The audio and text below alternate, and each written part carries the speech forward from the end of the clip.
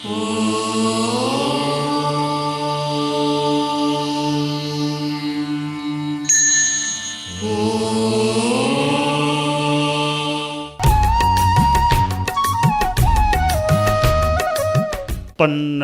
च सुरेन्द्रे च कौशिके पाद संस्पृशि निर्विशेष मनस्काय श्री वीरस्वामिने नमः। आर्हत वाङ्मय में कहा गया है, नादंसनिस्स नाणम नाणेन वीणान हुंति चरण गुणा अगुणिस्स नत्थि मोक्षो नत्थि अमोक्षस्य निब्बानम। आश्रय, दर्शन के बिना सम्यक ज्ञान नहीं होता। सम्यक दर्शन और सम्यक ज्ञान आपस में जुड़े हुए प्रतीत हो रहे हैं। ज्ञान की प्राथमिकता का भी दर्शन होता है, तो किसी रूप में ज्ञान से प्रथम दर्शन का स्थान भी प्रतीत होता है। एक दूसरे से संबद्ध सम्यक दर्शन के बिना सम्यक ज्ञान नहीं होता। आदमी में श्रद्धा होगी तो वह ज्ञान की दिशा में आगे बढ़ेगा। सम्यक ज्ञान नहीं होता है तो चारित्र की प्राप्ति नहीं होती। सम्यक ज्ञान विहीन सम्यक चारित्र नहीं हो सकता, और सम्यक चारित्र के बिना कर्मों से मुक्ति नहीं मिलती, और कर्मों से मुक्ति मिले बिना निर्वाण की प्राप्ति नहीं हो सकती। जैन शासन में मोक्ष मार्ग बताया गया है, नाणम च दंसनम चैव चरितम च तवोतः एस मग्गोत्तिपन्नतो जिनेहिं वरदंशिहिं। ज्ञान दर्शन चारित्र और तप, यह मोक्ष मार्ग है, एस मार्ग है।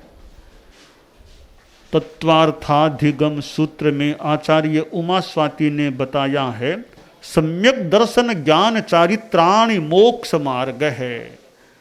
मोक्ष का मार्ग है सम्यक दर्शन, सम्यक ज्ञान, सम्यक चारित्र की संयुति, तीनों का योग एक मोक्ष मार्ग बनता है। मैं व्याकरण की थोड़ी सी चर्चा करूं तो उमा स्वाति ने जो सूत्र लिखा है मोक्ष मार्ग है, यह एक वचन, प्रथमा का एक वचन है, और सम्यक दर्शन ज्ञान चारित्राणि प्रथमा का क्लीब लिंग का बहुवचन है। चारित्राणि अगर सब अलग अलग मार्ग होते तो लिखना चाहिए था संभवतः सम्यक दर्शन ज्ञान चारित्राणि मोक्ष मार्गः, ऐसा लिखना चाहिए था, पर लिखा मोक्ष मार्ग। इससे यह निष्कर्ष निकाला जा सकता है कि अलग अलग मोक्ष मार्ग नहीं है। कोरा ज्ञान संपूर्ण मार्ग नहीं है, कोरा दर्शन संपूर्ण मार्ग नहीं है, कोरा चारित्र भी संपूर्ण मार्ग नहीं है। तीनों मिल जाएं तो संपूर्ण मोक्ष मार्ग बन जाता है।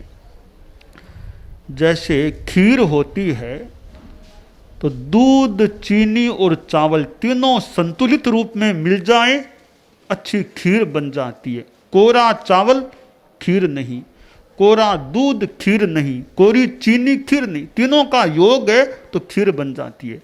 शीरा होता है, शीरा लोग कई खाते होंगे। आटा, घी और चीनी तीनों का संतुलित योग है तो शीरा खाद्य बन जाता है। कोरा आटा शीरा नहीं, कोरी चीनी शीरी नहीं, और कोरा घी शीरा नहीं, तीनों का योग होने से अच्छा खाद्य शीरा बन जाता है। इसी प्रकार सम्यक दर्शन, सम्यक ज्ञान और सम्यक चारित्र का योग मोक्ष मार्ग बन जाता है। सम्यक्त्व की प्राप्ति बहुत बड़ी उपलब्धि होती है अनंत काल में। सम्यक्त्व रत्नान्य परम ही मित्रम, सम्यक्त्व लाभान्य परो ही लाभ है, सम्यक्त्व बंधोर्न परो ही बंधु। सम्यक्त्व से बड़ा कोई बंधु नहीं, सम्यक्त्व लाभ से एक संदर्भ में कोई बड़ा लाभ नहीं, और सम्यक्त्व मित्रान्य परम ही मित्रम, सम्यक्त्व रूपी मित्र से बड़ा कोई मित्र नहीं, सम्यक्त्व रत्न से बड़ा कोई दुनिया में रत्न नहीं। कितना बड़ा महत्व है सम्यक दर्शन का। भगवान महावीर के 27 भवों की बात मिलती है। भव तो अनंत, पर 27 भव जो विवेचन जिनका किया जाता है, उनमें पहला भव था नय सार का, और नय सार के भव में, मनुष्य भव में उन्होंने सम्यक्त्व की प्राप्ति की थी। तो आदमी की श्रद्धा यथार्थ पर होनी चाहिए, अयथार्थ पर श्रद्धा नहीं। अयथार्थ तो कभी बोलना पड़े तो बोलना पड़े, कभी मजबूरी में या किसी अन्य कारण से, तो वो तो भले दुर्बलता मान लें, पाप मान लें। अयथार्थ पर श्रद्धा तो न करें, अयथार्थ को महत्व तो न दें। और जहां आत्मशुद्धि का प्रश्न है, वहां तो संप्रदाय से भी ऊपर सच्चाई का महत्व है। आत्मशुद्धि का जहां प्रश्न है, संप्रदाय का मोहन हो, चाहन यश की और किसी से भी कोई विद्रोहन हो, स्वर्ण विघर्षण से जो सत्य निखरता, संघर्षों के द्वारा प्रभो तुम्हारी पावन पथ पर जीवन अर्पण है। बढ़े चले हम रोके न क्षण भी, हो यह दृढ़ संकल्प हमारा, प्रभो तुम्हारे पावन पथ पर। कि संप्रदाय का भी मोह मत करो। अगर जहां आत्मशुद्धि का प्रश्न है, एक और संप्रदाय एक और सच्चाई, अगर साहस जाग जाए तो संप्रदाय को गौण करके सच्चाई के प्रति समर्पण करना चाहिए। हालांकि बहुत ऊंची गहरी बात है, कच्चा बच्चा तो क्या पूरा सोच सके, पर जहां स्पष्ट हो जाए कि सच्चाई यह है, संप्रदाय सच्चाई से बहुत दूर है, तो मन में भाव यह लाए, ऐसे संप्रदाय का मोह क्यों रखूं जहां सच्चाई को स्थान नहीं है। तो हमारे मन में यथार्थ अवबोध, यथार्थ दृष्टि, सम्यक्त्व है क्या, सम्यक दर्शन है क्या, यथार्थ दृष्टि ही सम्यक दर्शनम, यथार्थ बोध है सम्यक ज्ञानम। यथार्थ दृष्टिकोण सम्यक दर्शन है और यथार्थ बोध का होना सम्यक ज्ञान हो जाता है। सम्यक्त्व निसर्गज भी हो सकता है और उपदेशज, परोपदेशज, निमित्तज भी हो सकता है, अधिगमज भी हो सकता है। धर्माचार्य गुरु जो ज्ञान देते हैं, यथार्थ बोध देते हैं, वे कितना उपकार करते हैं व्यवहार की भूमिका पर। विदलयति कुबोधम बोधयत्यागमार्थम, सुगति कुगति मार्गौ पुण्य पापे व्यनक्ति, अवगमयति कृत्या कृत्य भेदम गुरुर्यो भव जल निधि पोतस्तम बिना नास्ति कश्चित।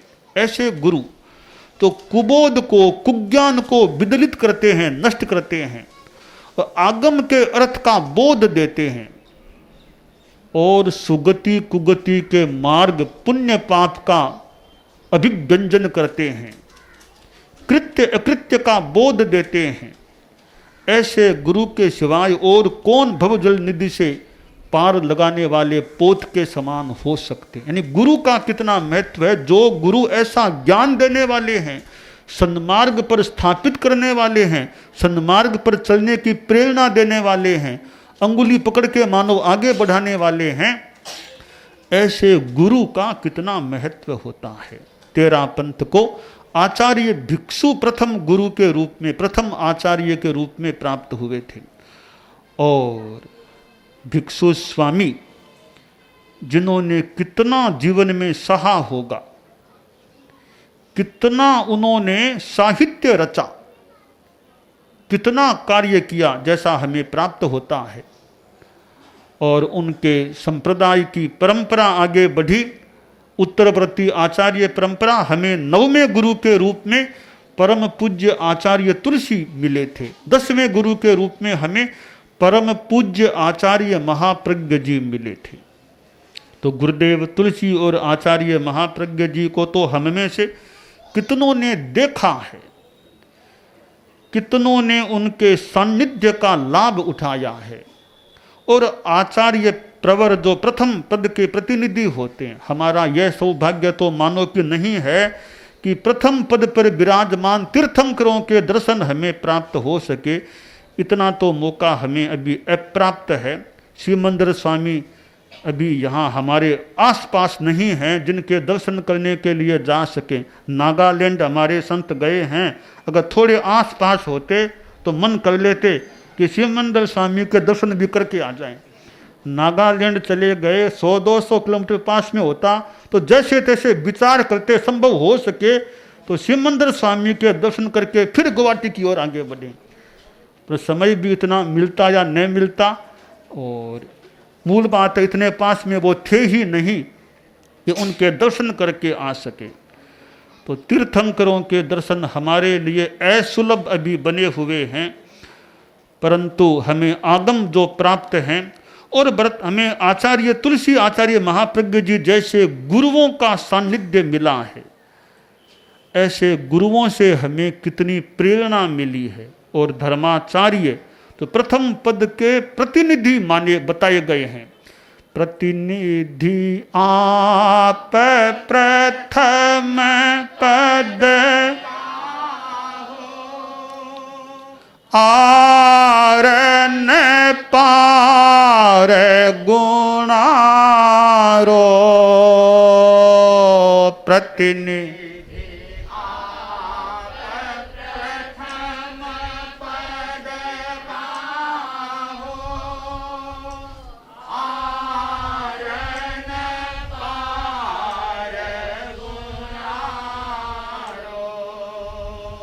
करुण पुकार सुनो सानुग्रह करुण पुकार सुनो सानुग्रह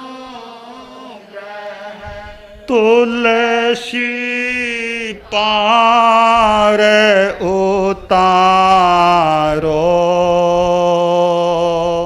धर्माचार जय मुझता मैं लीनो शरण तुम्हारो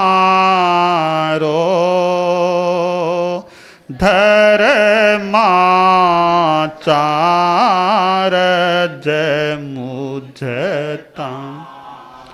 तो धर्माचार्य जो हमें तारने में मानो सहायता देने वाले, या स्थूल भाषा में तारने वाले या तरने में सहयोग देने वाले होते हैं, ऐसे गुरु व्यवहार की भाषा में तो कितने उपकारी होते हैं, परम उपकारी होते हैं, जो हमें मोक्ष की दिशा में आगे बढ़ाने वाले होते हैं और सम्यक्त्व रत्न प्रदान करने वाले होते हैं। सम्यक्त्व रत्न प्रदान करने वाले और संयम रत्न प्रदान करने वाले गुरु परम उपकारी व्यवहार की भाषा में कहे जा सकते हैं।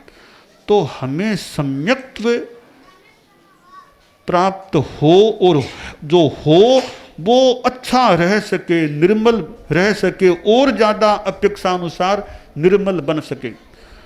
और सम्यक्त्व के बिना कितना भी आचार भले ऊपरी तौर पर पाल लो, कितना क्या लाभ होगा। जे समकित बिण में चारित्र निकिरिया रे, बार अनंत करी तीण काजन सरिया रे, भाव हिव समकित चारित, दोनों गुण पायो रे, वेदन समर्पण सया लाभ सवायो रे, भाव। श्रीमद् दयाचार्य ने आराधना में फरमाया है कि सम्यक्त्व के बिना हमने चारित्र की क्रिया कितनी पाल ली होगी, अनंत बार कर ली होगी, पाल ली होगी, परंतु काज नहीं सरा, मोक्ष नहीं मिला। अब हमें सम्यक्त्व और चारित्र दोनों रत्न प्राप्त हैं व्यवहार में, तो अब खूब सहें, अच्छी साधना करें, लाभ सवाया होगा। खूब सहें, सर्दी गर्मी अनुकूलता प्रतिकूलता जो भी आ जाए, कठोरता आ जाए, जिंदगी है, प्रतिकूलता भी आ सकती है, कभी अवमानना हो सकती है, अवहेलना हो सकती है, उलाहना आ सकता है, उसको भी समता से शांति से सहन करें तो निर्जरा होगी और हमें लाभ मिलेगा। यह जिंदगी में अब किसी के प्रतिकूलता आए ही नहीं, यह तो कहना कुछ कठिन है। किसके जीवन में कब क्या प्रतिकूलता आ जाए तो साधक का धर्म है उसको समता से सहन करने का प्रयास करें। तो सहन करने से कर्मों की निर्जरा होती है। तो हम सम्यक्त्व रत्न को पाने और पा लिया है तो अच्छा रखने का अगर प्रयास करें तो हम कल्याण की दिशा में